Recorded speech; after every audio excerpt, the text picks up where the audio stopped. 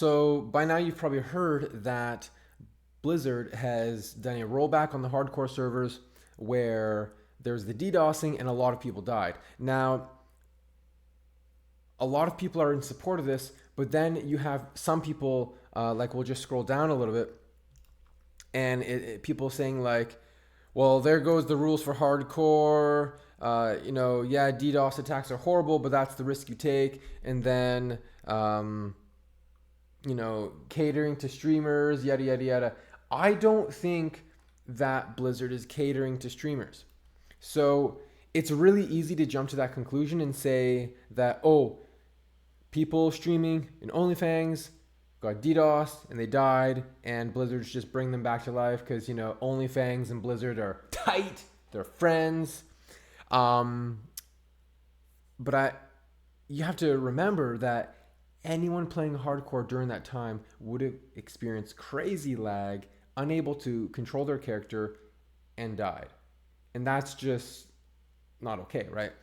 I don't know how many people died, but it would have been thousands. So it's not that they're just rolling back the OnlyFangs people who died.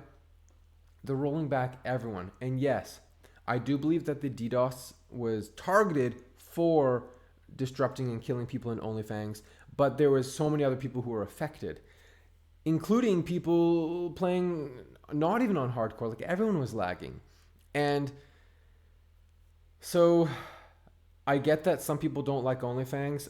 I don't even care for OnlyFangs just because I don't find it entertaining or that interesting, but some people do. And just because you don't necessarily like something doesn't mean that other people can't. I've compared OnlyFangs to like WWE wrestling. It just seems kind of too fake to me, but some people like it, and that's totally okay. So I'm in support of the change.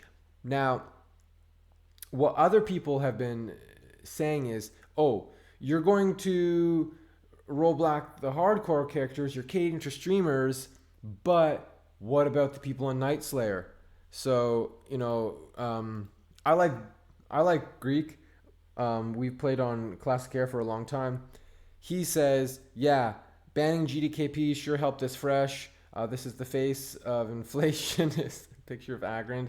And yeah, res the hardcore players and cater to them. But meanwhile, on Night Slayer, we have to pay so much for all these consumes, and people are forced to buy gold. But if GDKP was not banned, then we wouldn't have to buy gold. So I believe that's called a red herring, where there's one issue and Blizzard is solving this one issue, and then people are like, yeah, but what about this other issue? You don't care about us?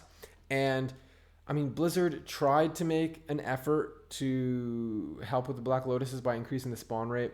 And when they did that, I made a video saying it's not going to change anything. The Black Lotus mafias are just they're gonna suck them up, and they're still gonna control the market. And what do you know? That's exactly what happened. And so Blizzard did try to make a positive change for the Black Lotus issue.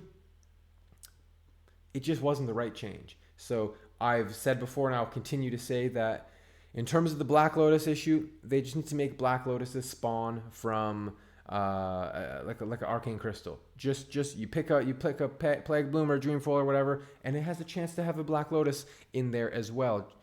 And that's what was done in Season of Mastery, and I believe that's also the same in Season of Discovery. And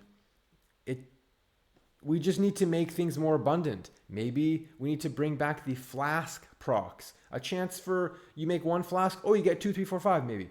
And let's just make consumes more abundant, because grinding to a degree is part of the game, and I enjoy it. I enjoy going into Dire Maul and doing the jump runs and working my way up to get my consumes and stuff. But Black Lotuses are really expensive. That's a lot, and it's a small group of players controlling the market, so that needs to get changed. But I don't necessarily think that you can say, oh yeah, res the hardcore players, but you don't care about Night Slayer. I think Blizzard does care about Night Slayer. I'm surprised they haven't done something else. They made a change, it didn't work, and it's been radio silent on that front. So I agree with bringing this up. Like I agree that this is good that Greek is bringing this up and saying like, hey, hello, we're over here. But I think it's two separate issues, and I think Blizzard should be catering to both parties. So we shouldn't be this whole catering to the streamers. We shouldn't, in my opinion, be giving Blizzard grief and shit for doing this. Most people are in support of this change. Like, most people are saying like it's the correct exception to the rule, good call. I don't think that Blizzard is catering to the streamers. I think it's two separate things. An attack was done on the streamers, and so many other people were affected, and Blizzard is taking care of all those people affected, including the people in OnlyFangs. It's not, oh yeah, OnlyFangs, we're gonna help you out, and yeah, I guess these other nobodies who died, well, yeah, we'll help them too. No, it's just a blanket helping anyone who died in that DDoS attack.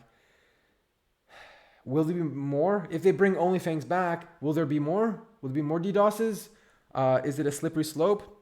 They do open up Pandora's box, but I don't think we can have our Night Slayer people saying, oh, what about us? What about us?